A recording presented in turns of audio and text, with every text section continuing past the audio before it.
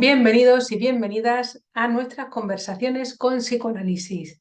Ya sabéis, cada jueves a las 22 horas española, un nuevo vídeo en el que intentamos acercar el psicoanálisis, todos esos textos maravillosos de la obra de Sigmund Freud, también de Miguel Óscar Menasa, donde vamos a hablar de las bases del psicoanálisis, conceptos, eh, terminología así expresada de una manera dinámica, conceptos que ya sabéis que también podéis preguntar, añadir comentarios para que podamos ir esclareciendo y bueno, y acercándonos a la teoría psicoanalítica, que es muy importante. Y estábamos trabajando compendio del psicoanálisis y hoy nos toca, que ya sabéis que es un texto de 1938, 1940, donde ahí pues Sigmund Freud pretendió reunir pues esos principios del psicoanálisis y confirmarlo pues de una manera más concisa. Entonces vamos a ver algunos puntos clave muy importantes que nos van a ayudar bueno, a tomar algunos elementos para ayudarnos bueno, a esclarecer algunos conceptos básicos de psicoanálisis. Y hoy nos toca las cualidades psíquicas y la interpretación de los sueños como modelo ilustrativo. Bueno, acerca de las cualidades psíquicas, porque claro, estamos un poco vislumbrando cómo funciona nuestra mente, qué es nuestro aparato psíquico.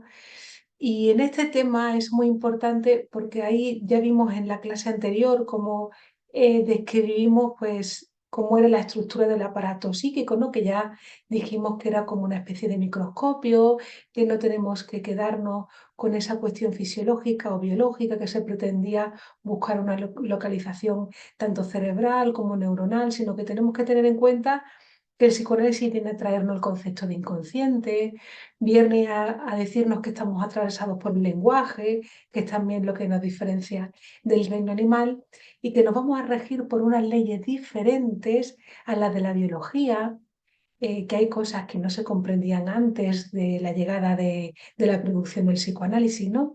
Y ahí en esos textos anteriores describimos ese aparato psíquico que ya recordamos bueno, ya hemos dicho que había una primera tópica, que era el yo, perdón, era el preconsciente, el inconsciente y la conciencia.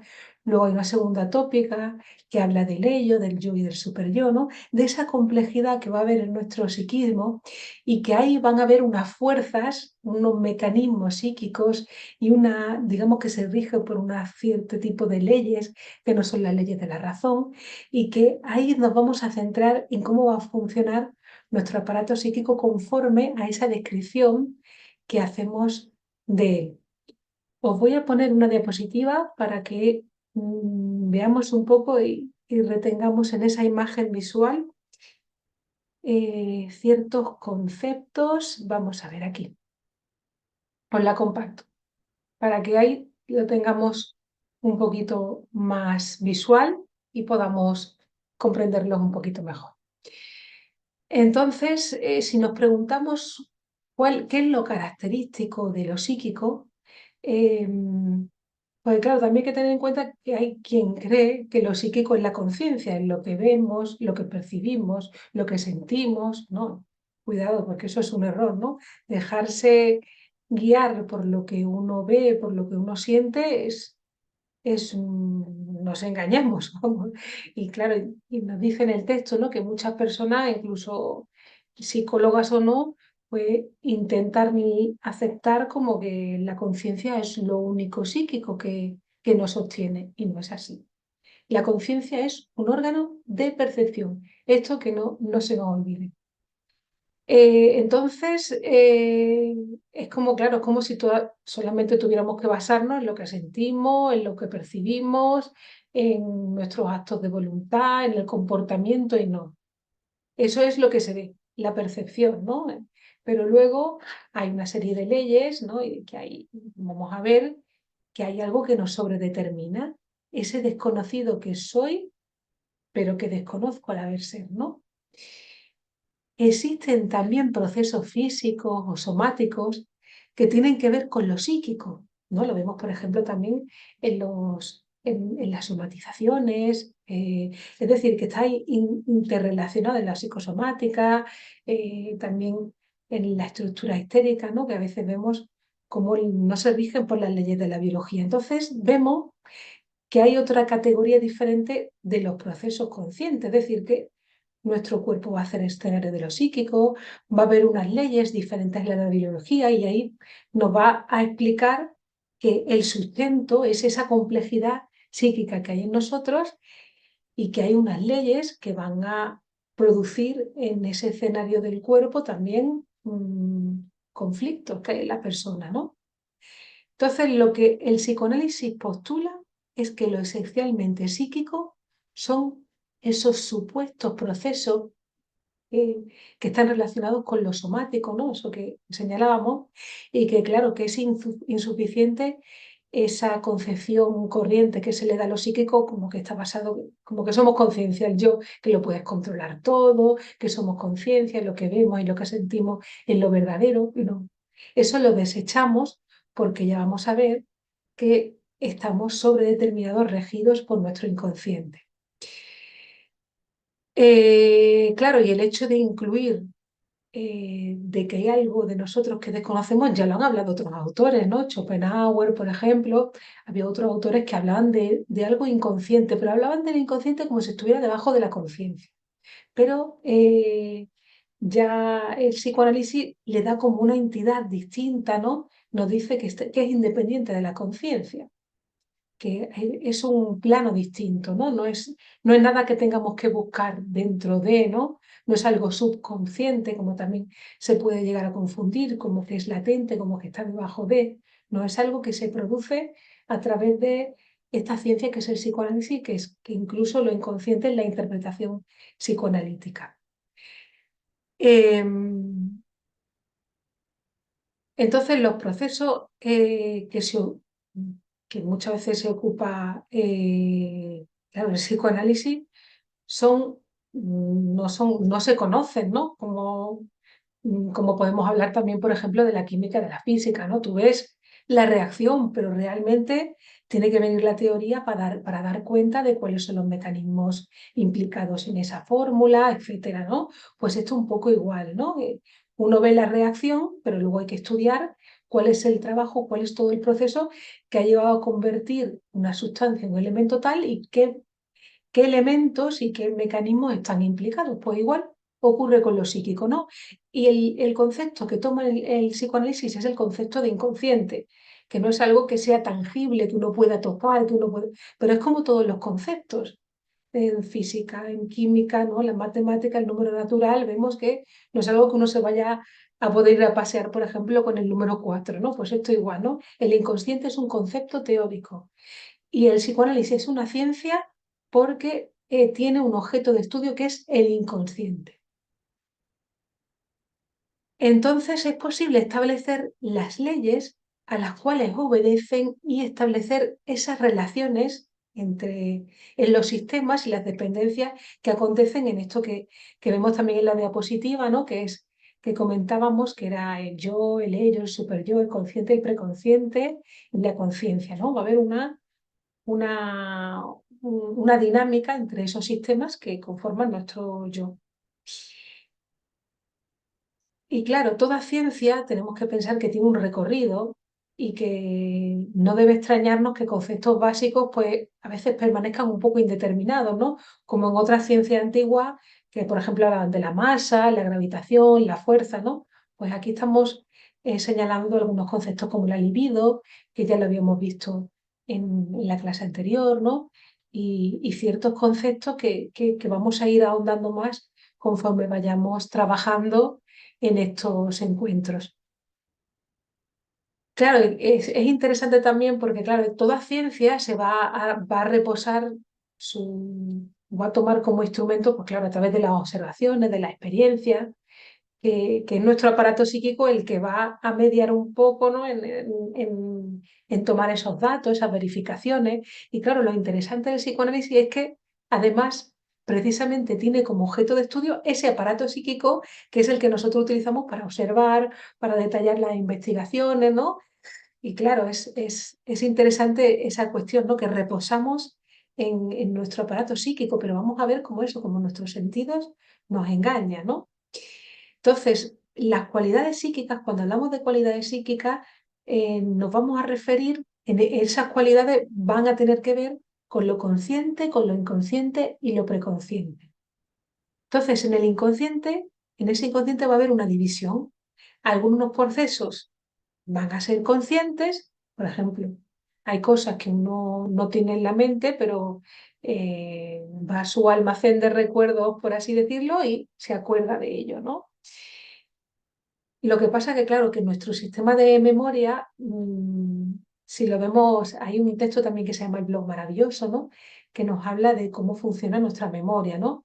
Y claro, recibimos estímulos externos, pero claro, nuestra conciencia no está todo ahí, sino que a veces tenemos que recurrir a eso, a cosas que recuperamos de la memoria para extraerlas, porque nuestra conciencia es limitada, nuestro órgano de percepción es limitado.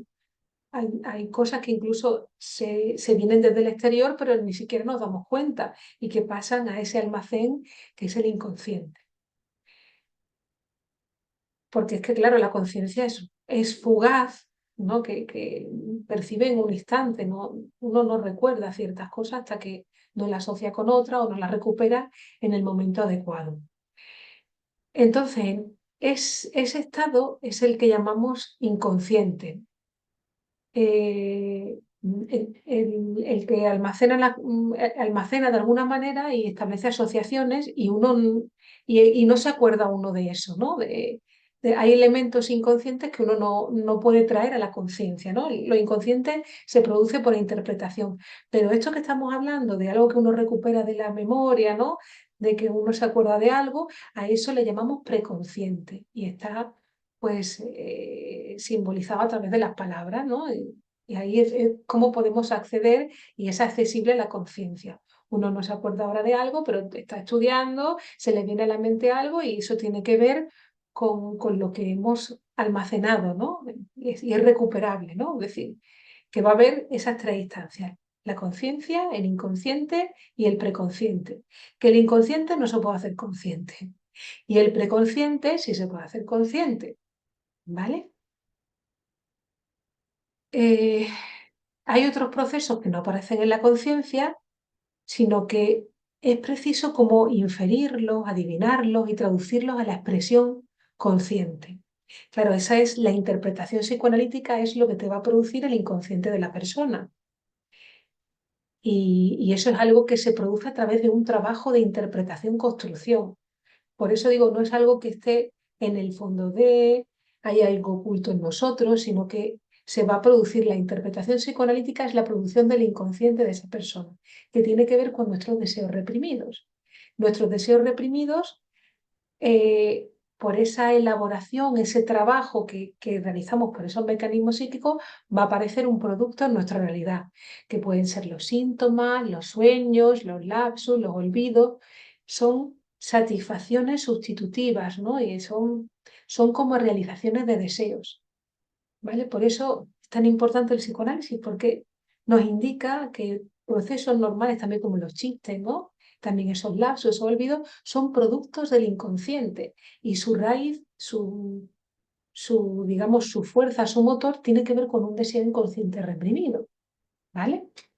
Por eso hay cosas de nosotros que no, no podemos entender según la razón, como que yo tengo una cita importante y justo ese día se me olvida. Ahí hay una contradicción, hay algún deseo en contra y el producto de esa transacción ha sido ese olvido. No olvidamos cualquier cosa, ¿no? Por eso tan importante el psicoanálisis que nos viene a indicarnos cómo funciona nuestro psiquismo, ¿no? Porque desde otras disciplinas dirán, no, es que tiene muchas cosas en la cabeza y se le ha olvidado eso porque está muy estresado, ¿no? Ese olvido tiene que ver con algún deseo, hay algo afectivo ahí, hay un rechazo, hay una resistencia, hay una contradicción que se ha expresado a través de ese olvido, ¿no? Por ejemplo. Entonces, las cualidades psíquicas que estábamos diciendo van a ser que somos conscientes, hay nuestro sistema consciente, preconsciente e inconsciente. Lo preconsciente se hace consciente sin nuestra intervención, ya digo, cuando queremos recuperar algo que se nos ha olvidado, pues ahí uno se acuerda cuando está haciendo un examen de algo que ha estudiado y ahí lo escribe, ¿no? Por ejemplo, se me ha olvidado no sé qué, hace memoria y dice, ah, sí, esto es no sé qué. Lo inconsciente puede volverse consciente mediante esa labor de interpretación, que no es exactamente volverse consciente, ¿no? No es que traigo el inconsciente a la conciencia, ¿no? Sino que a través de la interpretación es como si desabrocharas, como si interpretaras, como si produjeras el inconsciente de esa persona. Claro, porque en el tratamiento psicoanalítico lo que se va a estudiar son esos deseos inconscientes reprimidos, ¿vale? Que están ejerciendo una acción en nuestra vida, que nos están produciendo pues ciertos síntomas, que nos producen los olvidos, los lapsus, el poder generar una vida y no otra, no estamos sobredeterminados por algo que desconocemos y que es nuestro inconsciente. Eh, también es necesario señalar también bueno, que puede ocurrir que cierto contenido inconsciente se transforme en preconsciente y llegue luego a la conciencia. Por ejemplo, esto ocurre en los estados psicóticos, ¿no? Me recuerdo un caso había una paciente, Laura de Freud, con esquizofrenia, ¿no? Que hablaba de que era unos ojos torcidos y se refería a una situación con el novio en la que le había dicho un pensamiento que le había hecho eh, como tener un desenfocarse de ciertas cosas, ¿no? Entonces hablaba, es como si hablara como a flor de piel con el órgano, ¿no? Que hablaba de esa situación. Entonces, claro, en todos nosotros va a haber cierta censura, porque del inconsciente al preconsciente hay una capa impermeable, ¿no? Hay como una puerta que cierra, que no deja pasar y que habla de nuestra censura, que cierta resistencia interna también es una condición de la normalidad, ¿no? En ese sentido, porque incluso cuando dormimos va a haber una censura interna en nosotros. Porque tenemos que tener en cuenta que cuando nos vamos desarrollando, nuestro yo se divide, ya hay en nosotros un inconsciente y una conciencia. Es decir, ya en todos nosotros hay como una primera represión de ciertas tendencias en nosotros, como hostilidad, esos deseos incestuosos, etcétera. Todo eso se reprime en nosotros para poder dar un paso a la civilización. Pero eso va a ser el germen de nuestro desear. Ese va a ser el motor de nuestros deseos. Y hay deseos reprimidos en nosotros. ¿Vale? Que dependiendo eh, cómo nos llevemos con nosotros mismos, por así decirlo, ¿no? Con ese caldero de pulsiones que ya dijimos en la clase anterior, que el yo va a mediar entre nuestro ello, que es el caldero de pulsiones, el mundo real, el exterior, ¿no? El principio de realidad y el superyo, que es nuestra moral, ahí, pues bueno, vamos a producir pues un estado, una posición en el mundo u otra, una posición del yo frente a la realidad u otra. O aceptamos la realidad y la transformamos, o muchas veces la enfermedad es como una satisfacción sustitutiva, como un volver esa libido que tenía que estar puesta en el exterior en uno mismo y haciendo esos productos transaccionales que son esos conflictos entre nuestros deseos, la moral, etcétera, que como la producción, que conlleva la producción en muchas ocasiones por esa represión de síntomas. Y cuando dormimos, vemos que baja un poco esa censura, pero no del todo, y vemos ahí en los sueños, que es muy interesante, se van a formar los sueños. Los sueños, ahí van a irrumpir todos esos contenidos inconscientes. eh, claro que el sueño, la labor que tiene es ser el guardián del reposo. Eh, entonces hemos visto esas tres cualidades de lo psíquico. Y también vamos a ver que recibimos estímulos del interior y estímulos del exterior. Voy a dejar de compartir pantalla para que también nos veamos. Ah,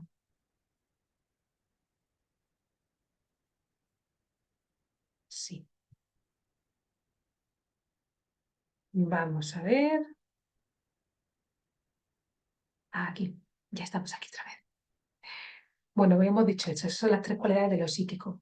Y bueno, y también para que entendamos cómo son esas cualidades psíquicas, ¿no? Porque también vamos a diferenciar lo que percibimos de las sensaciones, porque lo que percibimos tiene que ver con los estímulos externos, pero lo que llamamos sensaciones tiene que ver con los estímulos internos, que también van a ejercer en nuestra vida psíquica pues una influencia incluso mayor que lo que percibimos de fuera, son las sensaciones internas, ¿no? Y esos procesos internos del yo pueden salir al exterior, ¿no? Se pueden hacer conscientes, pero claro, ya está deformado, ya está transformado, ¿no? Ya ha habido una elaboración de esos deseos inconscientes, como en el sueño, a las sensaciones que podamos percibir, ya hay una elaboración. Por ejemplo, uno puede sentir o tener una sensación de alivio ante situaciones que le perjudican, porque ahí vemos que incluso puede haber una necesidad de castigo, ¿no?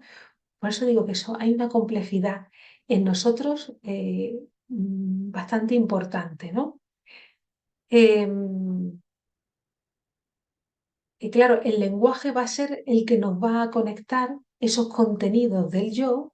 Uno verbaliza en palabras, simboliza ciertos aspectos que si no los no los elaboráramos a través de la palabra, pues tienen que salir de alguna manera. Y algunas veces, pues eso se escenifican en el cuerpo por diferentes mecanismos de expresión.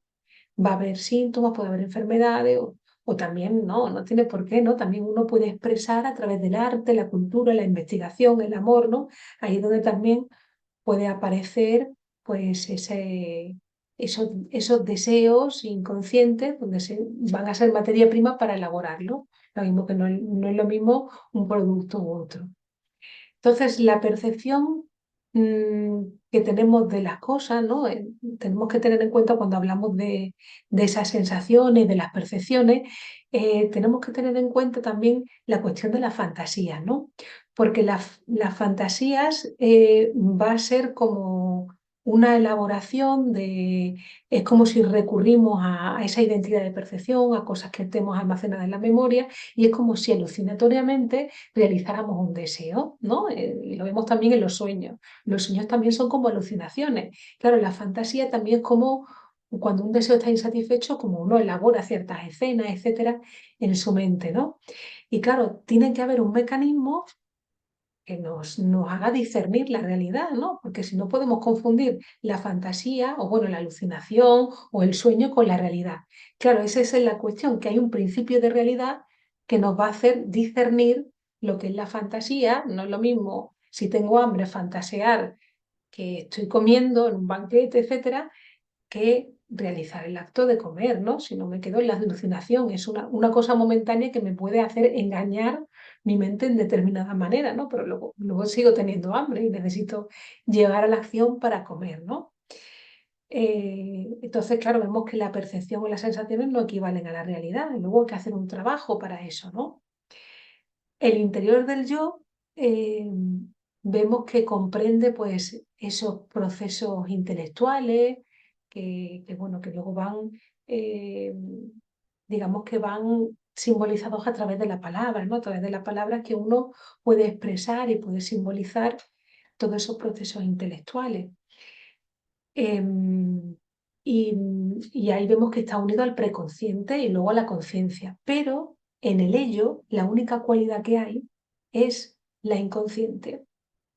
Ese caldero de pulsiones, ahí no hay consciente, eso es otro plano diferente, ¿no? Ahí lo que domina es lo inconsciente. Y ahí vemos, por ejemplo, en la evolución de la persona, ¿no? Del sujeto, cómo en su aparato psíquico, ya lo vimos en la clase anterior, éramos en un principio todo ello. Es como si fuéramos un protozoo con los tentáculos, ¿no? Que van aprendiendo de la experiencia de la realidad, va tomando elementos y luego se va conformando nuestro yo, que es esa capa, digamos, superficial, ¿no? Que es el que nosotros creemos que somos, que es el yo, nuestra conciencia, que nos va a permitir discernir entre tomar una decisión, ¿no? Es decir, tomar una acción si es conveniente, si no es conveniente, ese impulso instintivo llevarlo a cabo, y ahí tenemos que tener en cuenta la realidad. Hay deseos que se pueden llevar a cabo, otros que se tienen que postergar, otros que no es posible porque acabaría con nuestra vida, ¿no? Y ahí vemos cómo el ello era en un principio nuestro sujeto, ¿no? Y luego se fue formando el yo para eso, para ayudarnos a discernir, a tomar una memoria de las experiencias externas, y ahí vamos a ir conformándonos. Entonces, ciertos contenidos del ello pasaron al preconsciente y se incorporaron al yo, ¿no? Esas sensaciones que decimos, y otros permanecieron intactos, otros no pasan a la conciencia, ¿no? Otros elementos del ello, ¿no? De ese caldero de pulsiones. Y claro, un yo débil, ¿qué ocurre cuando el yo es débil? Pues que se aparta de ciertos contenidos, que huye de sí mismo, que no quiere saber nada de ello, de instintos que tienden a salir al exterior, pero que el yo no puede manejar, o también incluso de elementos, estímulos externos que no tolera, que es un yo débil y tiene que reprimir porque no puede afrontarlo, no puede transformarlo, ni puede dar una respuesta adecuada, ¿no? Entonces ahí vemos que ahí es donde hay una parte reprimida. Entonces ahí vemos que nos vamos aproximando al verdadero enigma de lo psíquico, ¿no? Vemos que no es una cosa sencilla, ¿no? Esas relaciones que tenemos con nosotros mismos y con la realidad, ¿no? Siempre va a haber una decisión constante, ¿no? Entre nuestros deseos, la realidad, la moral, el yo, y ahí se va a mover nuestra energía psíquica, que eso es importante, que en nuestro aparato psíquico hay una energía psíquica que está libre para utilizarla para diferentes acciones de nuestra realidad, y otra que está ligada a otras, por ejemplo, a fijaciones de esta libido, de esa energía psíquica y sexual, ¿no? Hay veces que está ligada a ciertos aspectos, a modos de reaccionar infantiles, y no puede estar libre para utilizarla para nuestra actualidad, ¿no? Y ahí vemos que ahí está el proceso de la represión, y que ahí se puede ejercer esa cuestión que pasa con los síntomas. Entonces hemos aprendido que los procesos del inconsciente o del ello obedecen a leyes distintas de los que rigen los procesos del yo y del preconsciente. Hay leyes diferentes que se van a manejar en el inconsciente y que no tienen nada que ver con las leyes que van a regir el yo, la conciencia, lo preconsciente, ¿no? Digamos que en el inconsciente pueden haber contradicciones, contraposiciones, asociaciones de una cosa con otra que no tenga nada que ver, ¿no? Ahí va a haber unas leyes diferentes de las que se rigen en la razón. Nuestro aparato psíquico está regido por las leyes del inconsciente. Eso que se nos quede claro, porque ya vemos que en muchas ocasiones diferentes trastornos psíquicos eh, se veía, pues bueno, que no tenía nada que ver con la lógica, ¿no? Por ejemplo, si vemos cómo es la lógica de un trastorno obsesivo, una fobia, pues claro, tú dices, bueno, ¿cómo va a tener miedo a un insecto si le pisas y ese insecto desaparece, ¿no? ¿Cómo es posible que tenga miedo a un insecto? Porque en realidad esa otra cosa es un desplazamiento, ¿no? Ahí está la cuestión interesante, que el psicoanálisis nos va a poner en cuestión de que hay mecanismos psíquicos, hay leyes diferentes a lo que podamos razonar externamente. Entonces, por eso no se puede explicar cómo uno puede tener un miedo irracional a determinados aspectos que uno los razona, los piensa, mm, somos inteligentes en ese sentido. Decimos, claro, es que es imposible que yo pueda sentir miedo de eso.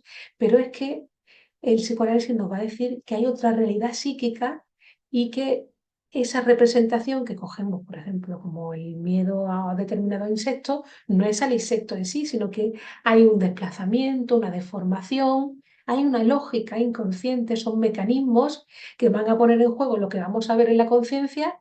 Es un producto de toda esa elaboración, desde ese deseo inconsciente reprimido hasta esa manifestación, eso manifiesto, que es el síntoma del miedo a los insectos. Y ahí vamos a ver que el psicoanálisis puede hacer ese recorrido inverso de ese material que aparece en la conciencia, va a poder reconstruirlo y llegar a esa interpretación de esos deseos inconscientes, que son los que van a producir esos síntomas. Claro, muchas veces esos insectos, ese miedo, etcétera, puede tener que ver con figuras relacionadas con la familia, ¿no? Con el padre, con los hermanos, con cierta hostilidad, ¿no? En cada persona se va a jugar, en su discurso del paciente se va a presentar su historia de deseos y ahí el psicoanalista va a poder interpretar y claro, en ese recorrido de conocimiento se va a producir una transformación en el sujeto, de manera que va a poder simbolizar, va a poder transformar esa posición que tiene de resolver ciertas cuestiones, ciertos conflictos, que el producto es ese síntoma, es esa estructura fóbica, es esa estructura obsesiva, por ejemplo, ¿vale? Para que lo entendamos. Entonces, los procesos del inconsciente o del ello obedecen a leyes distintas a los que rigen los procesos del yo o del preconsciente, ¿vale? Y ahí con esto vamos a continuar ahora con la interpretación de los sueños como modelo ilustrativo, que vamos a ver que tiene mucho que ver con esto que os he comentado, con los síntomas y los sueños, porque vamos a ver que se rigen por los mismos mecanismos psíquicos. Así que continuamos en la interpretación de los sueños como modelo ilustrativo. Bueno, la interpretación de los sueños como modelo ilustrativo.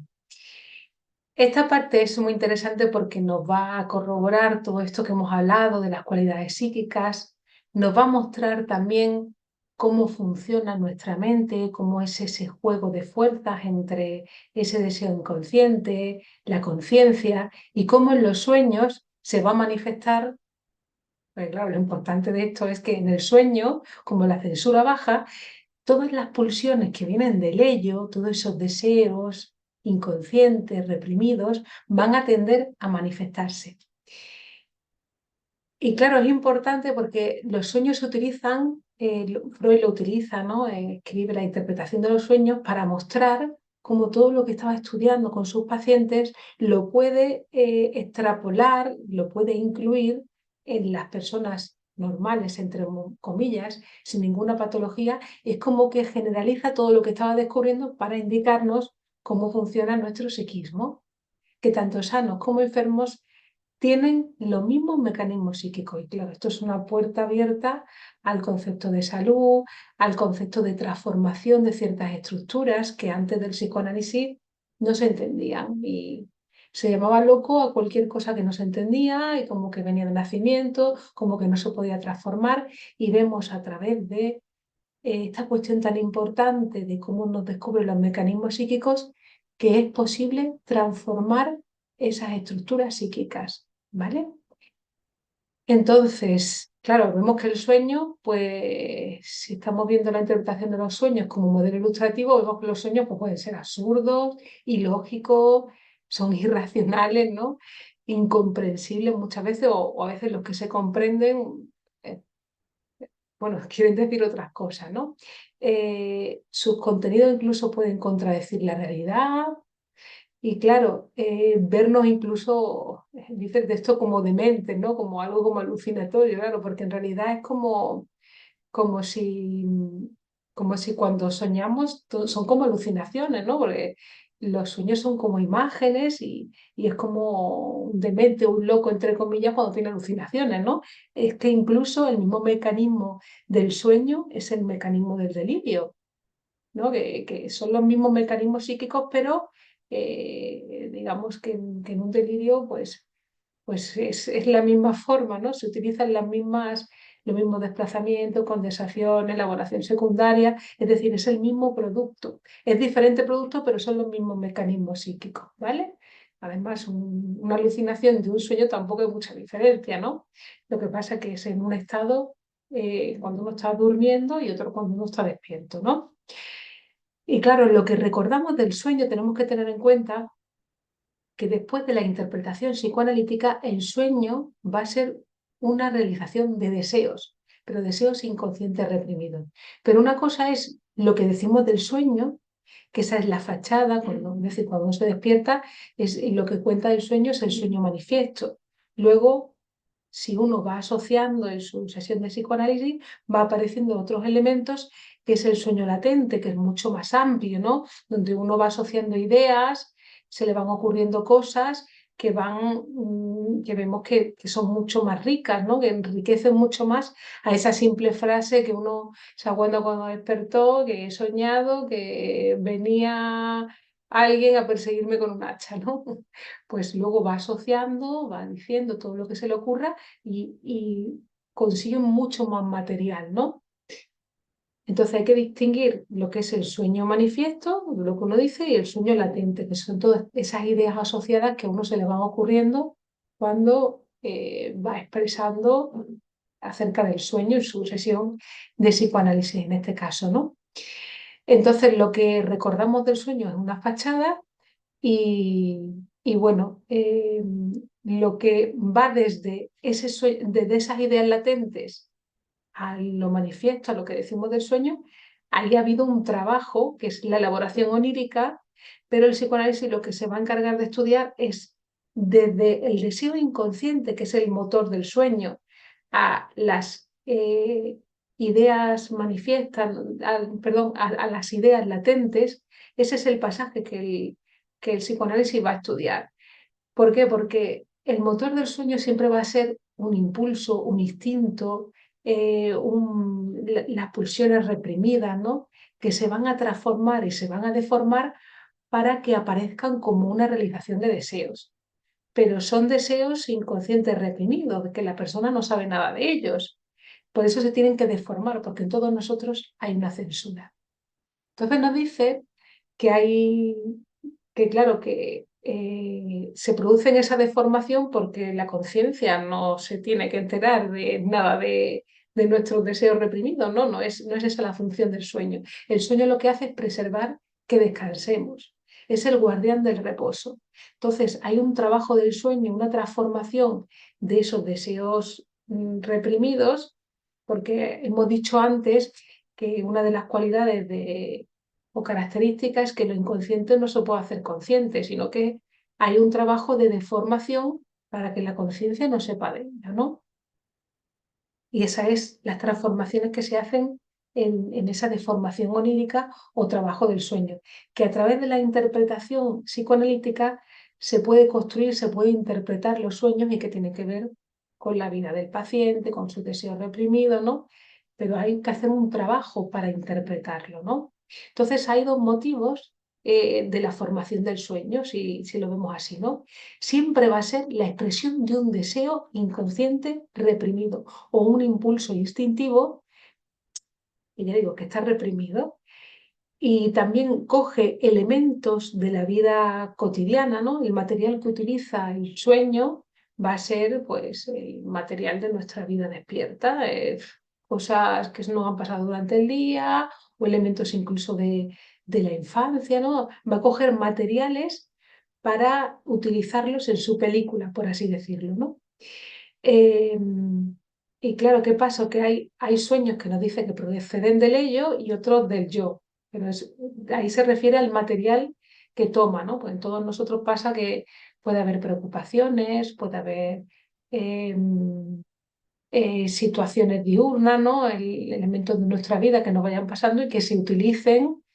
Primero tiene que haber el deseo de dormir, ¿no? De apartarse de toda esa realidad, porque dice que es como una vuelta a esa vida intrauterina. Es como si, por eso dice que también el yo parte del ello, porque es como si recogiera todos esos tentáculos que tiene puesto en el exterior, la atención, la vida despierta, ¿no? El trabajo, como si necesitara recogerse de todo ese mundo exterior, de todos esos estímulos y descansar, como si volviera otra vez a esa época fetal, ¿no? A esa época en la que uno estaba, en la época intrauterina, donde no recibía elementos de la vida exterior, estaba ahí calentito, ¿no? Y además vemos que es en esa posición fetal, etcétera, ¿no?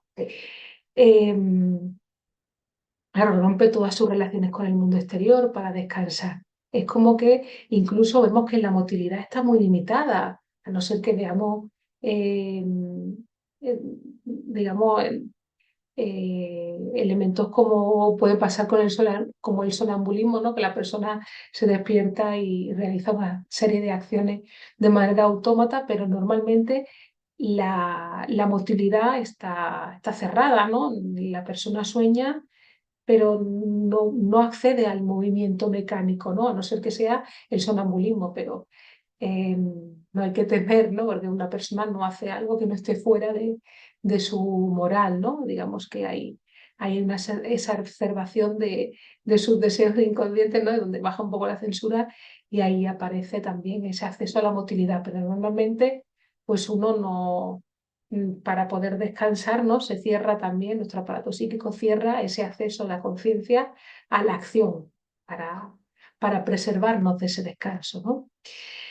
Em, claro, porque si no sería perjudicial para la persona, ¿no? Y ya decimos que en el sueño donde se dan rienda suelta a todos esos instintos, pero deformados, porque hay una censura, hay una puerta, que es como si se disfrazaran, salen en el sueño y hay como una elaboración, como una película, y hay diferentes mecanismos que se utilizan: la condensación, el desplazamiento, la elaboración secundaria.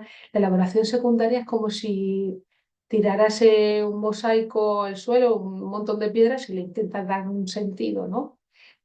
A todo ese galimatías que aparece, ¿no? Pues es un poco eso, es como una construcción de darle una lógica y un cierto sentido final al sueño.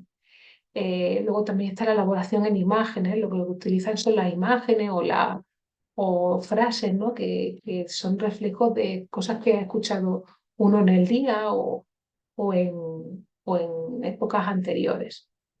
Y claro, lo que hace valioso al sueño para el conocimiento, ¿no? Para nuestro conocer de esta ciencia, es que el material inconsciente, cuando irrumpe en el yo, trae sus propias cualidades. Hay unas determinadas leyes psíquicas, ¿no? Y vemos también esa participación del ello, de esos deseos inconscientes en el sueño, porque la memoria del sueño, claro, muchas veces es muchísimo más amplia que la memoria que podemos tener despierta, ¿no? En el sueño incluso aparecen escenas o aparecen cosas que no nos acordamos de tiempos remotos. También aparecen símbolos, ¿no? Hay una simbología en el sueño, hay simbología común, ¿no? Vemos que muchas veces hay sueños que se repiten, ¿no? Hay símbolos que hablan de ese lenguaje universal, que se refieren a otras cosas. Luego también reproduce cosas que nos han pasado de la época, por ejemplo, de nuestra infancia, que incluso están olvidadas, que no nos acordamos y que en el sueño de repente aparecen, ¿no? También trae incluso contenido un poco que está reflejado en las leyendas, en los mitos de la humanidad, ¿no? En las costumbres.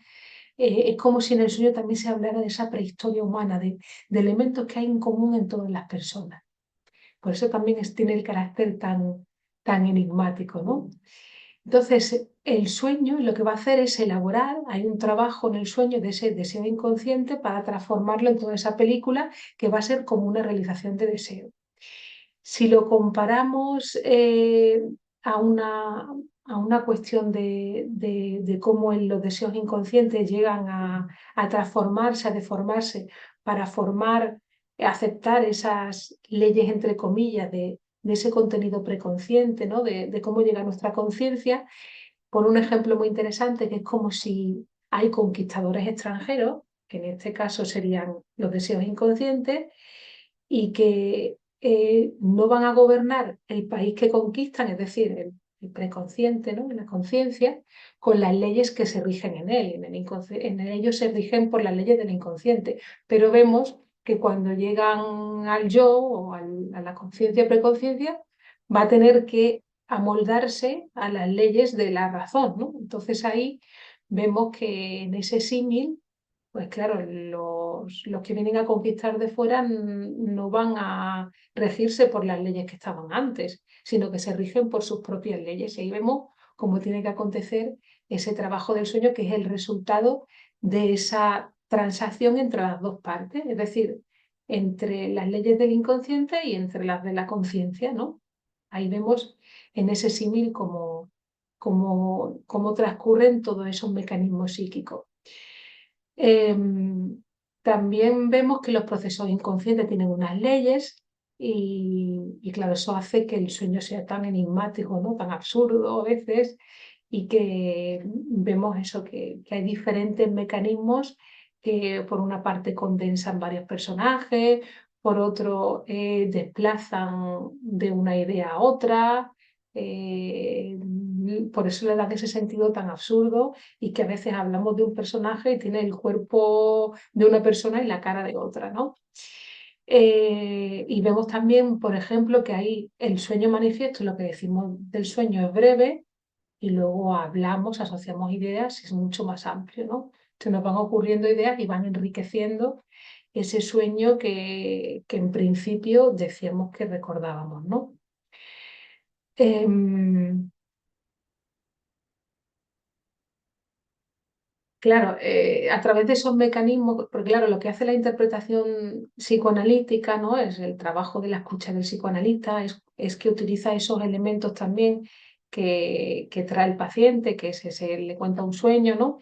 Y ahí vemos que el psicoanalista va a escuchar a través de esa base teórica que tiene, ¿no? De también su análisis personal, la supervisión de casos, lo que va a hacer es un recorrido de esa deformación de esos deseos inconscientes que llegan hasta la producción de ese sueño. Entonces ahí, pues claro, va a haber ciertas lagunas y a través de esa asociación libre que el paciente necesita, tiene que hablar, ¿no?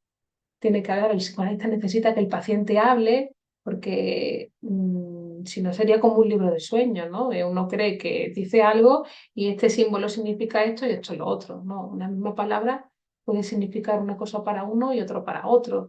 Y asociando es cuando el psicoanalista puede interpretar lo que tiene que ver ese sueño con sus deseos inconscientes, ¿no?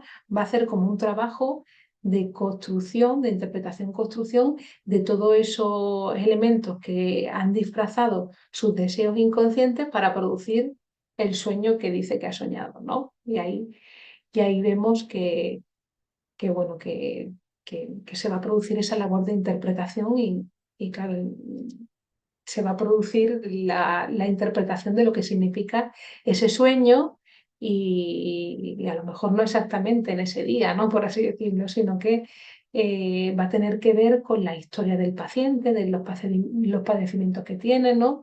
De cómo se relaciona consigo mismo, con sus deseos reprimidos, de cómo se van a jugar en la persona, pues su deseo, su censura, etcétera, ¿no? Y ahí vemos que en eso que decimos de la condensación y el desplazamiento, llegamos a la conclusión de que en el ello inconsciente la energía se encuentra en estado libre y que a la energía psíquica libre del ello, de ese caldero de pulsiones, lo que le importa es manifestarse, ¿no? Salir de cualquier forma, ¿no? Y claro, ahí nos pone un ejemplo que tiene que descargar esas magnitudes de excitación y nos pone un ejemplo de desplazamiento, como por ejemplo cuando a un suboficial, ¿no? Viene a regañarle a un oficial superior y que tiene que aguantarse en silencio toda esa reprimenda y que luego va a pagar con alguien de un escalafón inferior, ¿no?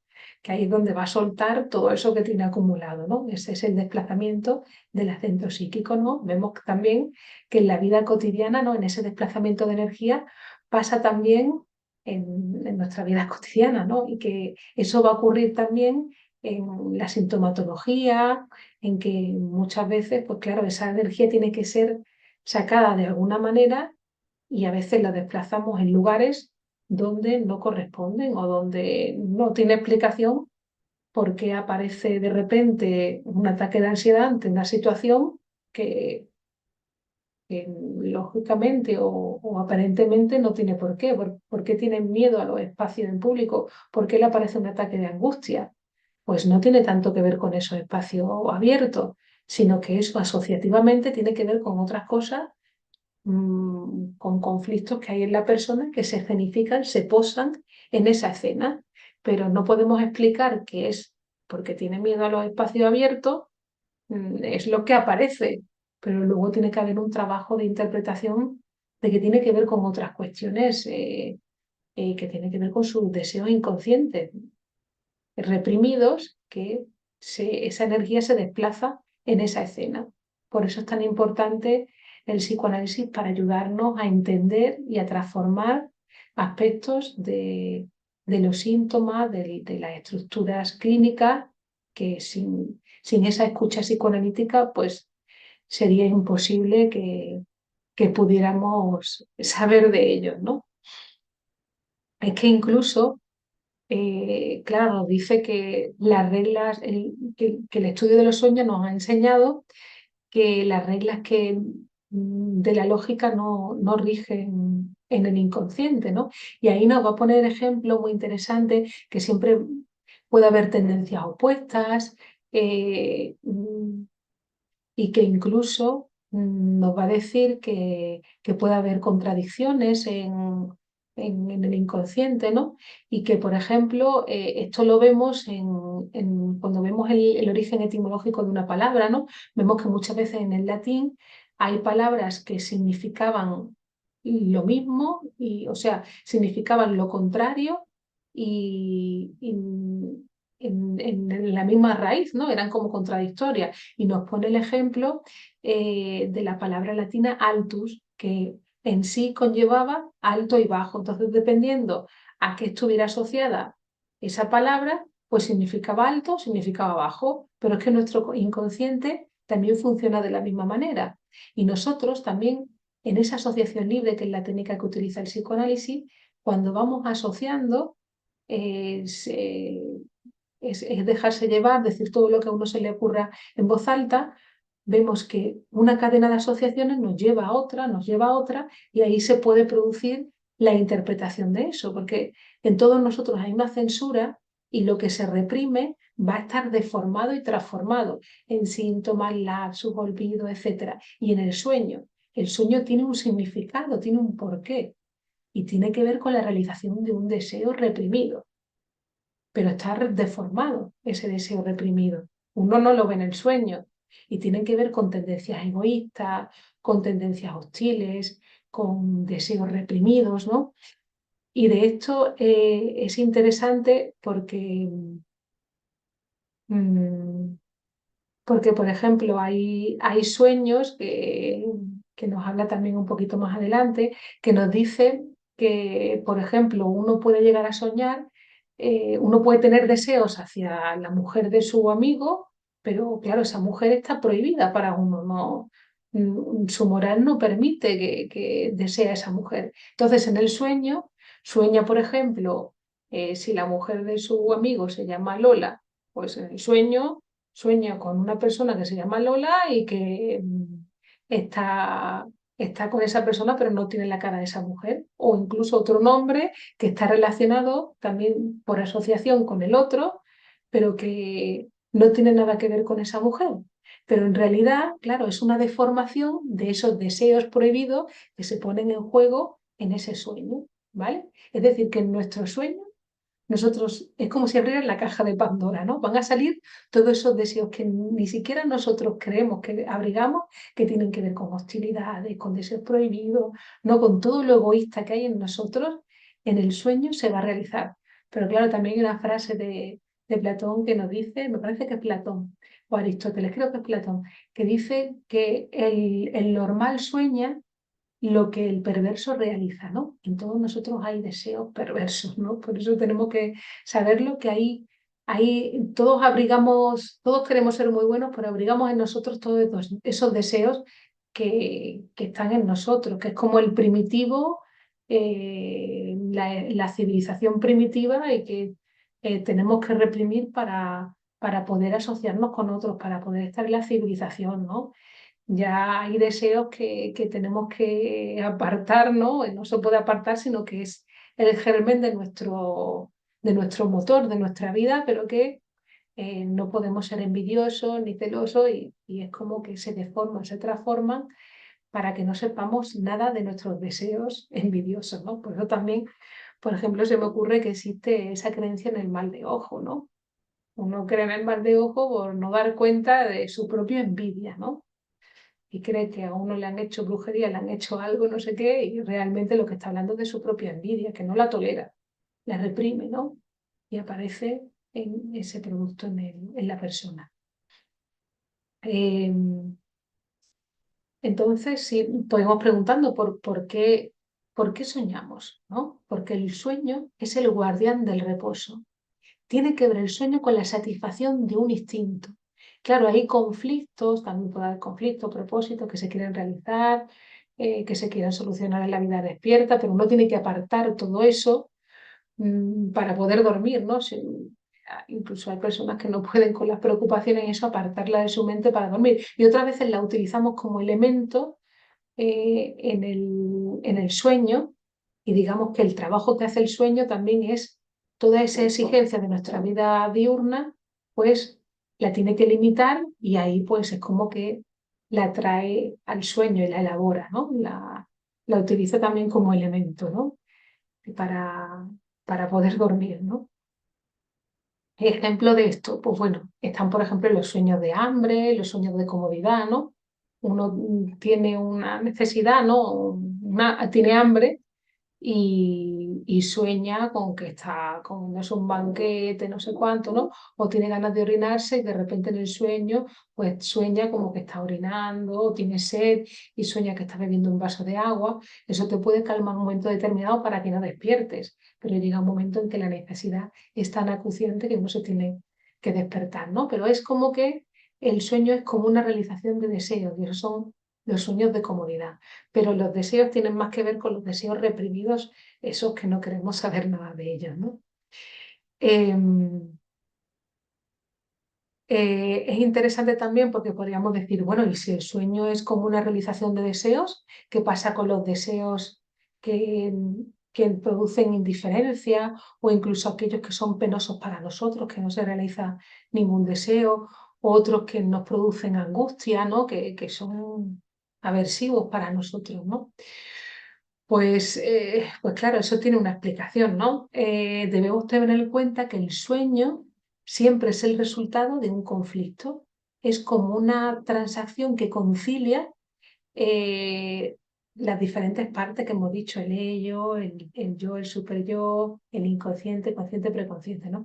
Pues como que eh, lo que para el ello inconsciente es una satisfacción, debemos tener en cuenta que para el yo, para la conciencia, no lo es. Hay deseos que no los podemos realizar porque suponen un perjuicio para la persona, suponen para nuestra moral, esto no lo puedo hacer, esto no lo puedo llevar a cabo, aunque yo tenga una agresividad hacia la otra persona, yo no le puedo matar, ¿no? Por así decirlo, ¿no? O no puedo acostarme con esta persona porque es una persona que está prohibida para mí, ¿no? Entonces ahí, en esa transacción, pues digamos que bueno, que se intenta conciliar, ¿no? Y claro, y eso es un motivo de angustia para el yo, aunque inconscientemente sí sea una satisfacción, para la conciencia no. Entonces, los sueños de angustia tienen que ver con eso, ¿no? Cuando la exigencia del inconsciente es excesiva, de modo que el durmiente la persona la tiene que rechazar, ¿no? Todo esto pasa inconscientemente, ¿no? Sin que la persona se entere. Pues ahí aparece la angustia, ¿no? Pero es porque la persona ya estaba angustiada, ¿no? Ya le pasaba de antes. En el sueño se manifiesta la angustia que tiene la persona. Entonces muchas veces despierta. Es como cuando hay un vigilante de seguridad en un barrio y de repente hay mucho ruido, ya tiene que despertar, o va a pasar algo muy gordo, ¿no? Y tiene que despertar a los vecinos del barrio para que estén alertas. Pues esto es igual, ¿no? El sueño de angustia tiene que ver con deseos que están menos deformados y que son muy excesivos, ¿no? Que bueno, la persona está angustiada y que ya en el sueño, ese sueño de angustia manifiesta que hay deseos como que están próximos a hacerse, ¿no? Hay un conflicto ahí intenso y que habla de que esa persona tiene angustia en su vida despierta, ¿no? Y angustia tiene que ver con sus propios deseos instintivos de los que no puede huir, de los que hay un conflicto fuerte entre el yo, sus deseos y la realidad y la moral, ¿no? Que se transforman luego en esos síntomas que son satisfacciones sustitutivas, ¿no?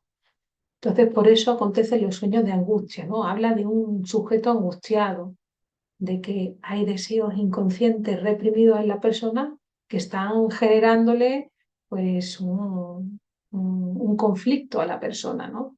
Entonces ahí vemos que a través del sueño se demuestran esos mecanismos inconscientes y vemos que se generaliza eso que hablábamos de cuáles son las cualidades psíquicas, ¿no? Vemos que a través del sueño se van a desplegar también todos esos mecanismos y cómo funciona nuestro aparato psíquico. Nos va a decir que el sueño es el guardián del reposo y que tiene que ver con nuestros deseos inconscientes, que son como realizaciones de deseo. Como la censura baja, nuestra mente no para de funcionar y va a generar esa película que se nos forma en los sueños para hablar de que nuestro psiquismo no para y que los sueños son un reflejo de cómo nosotros también nos encontramos psíquicamente, de cómo son las relaciones en nuestro yo. Y ahí pues Freud generaliza y nos dice cómo funciona nuestro aparato psíquico, que recordemos que tiene que ver, el motor de nuestros sueños son nuestros deseos inconscientes reprimidos, que hemos dicho que hay una censura, una puerta que no permite que salgan o cuando soñamos baja un poquitín y se disfrazan, porque eso es una fuerza muy fuerte, ¿no? La fuerza pulsional tiene que manifestarse esos deseos, pero se manifiestan disfrazados. ¿Y cuáles son los elementos que disfrazan esos deseos inconscientes? ¿Cuáles son los mecanismos psíquicos? Pues son la condensación, el desplazamiento, la elaboración secundaria y la transformación del sueño en imágenes, ¿no? Y ahí vemos que ese producto que vemos, que es el sueño manifiesto, puede ser una frase soñado con que no podía dar una comida. Ese es el sueño manifiesto. Y ahí, a partir de ese sueño manifiesto, pues el psicoanalista, pues a través de esos elementos que son la asociación libre, que es la técnica del psicoanálisis, ¿no? Que es que el paciente habla todo lo que se le ocurra porque tiene que ver con lo que le pasa en el sueño, ¿no? Ahí va a ser un elemento, una vía regia al inconsciente de la persona. Ahí se va a poder elaborar también a través de ese elemento, de lo que el paciente también te dice, de los lapsos, los olvidos, ¿no? De toda esa historia que va trayendo día a día, ¿no? Cada vez en sus sesiones vamos a poder ir estableciendo todos esos elementos para producir el inconsciente de esa persona, ¿no? Entonces es un tema muy interesante, muy apasionante que vamos a seguir construyendo en estas clases, en estos encuentros, en estos vídeos cada jueves y con esto pues terminamos por hoy y seguimos con el compendio del psicoanálisis para la que viene. Así que si tenéis algún comentario, alguna pregunta que hacer, podéis dejar vuestros comentarios, vuestras preguntas que iremos resolviéndolo y también comentaros que podéis escribirme al correo lauralopezpsicoanalista@gmail.com y ahí pues bueno, podéis hacer sugerencias y comentar o si queréis pedir cita para comenzar vuestro psicoanálisis pues también podéis darle un me gusta, suscribiros al canal y también bueno, si queréis dejo también un enlace por si queréis valorar mi trabajo en Google pues estaré muy agradecida. Así que bueno, muchas gracias y seguimos trabajando y compartiendo en este espacio. Recordaros, bueno, que yo soy Laura López, soy psicóloga, psicoanalista en formación continua con la Escuela Grupo Cero y si queréis recibir una formación ya más específica de psicoanálisis podéis entrar en la Escuela Grupo Cero en la página web que es www.grupocero.org y ahí tenéis información de seminarios, cursos, especializaciones de psicoanálisis, el departamento de clínica y bueno, es una formación maravillosa bueno, con profesionales de Grupo Cero bueno, que creo que es muy importante en pleno siglo XXI poder estudiar esta ciencia, que es la ciencia más moderna que hay porque nos habla de la teoría del inconsciente. Así que bueno, nos vemos la próxima, ¿ok? Muchas gracias. Chao.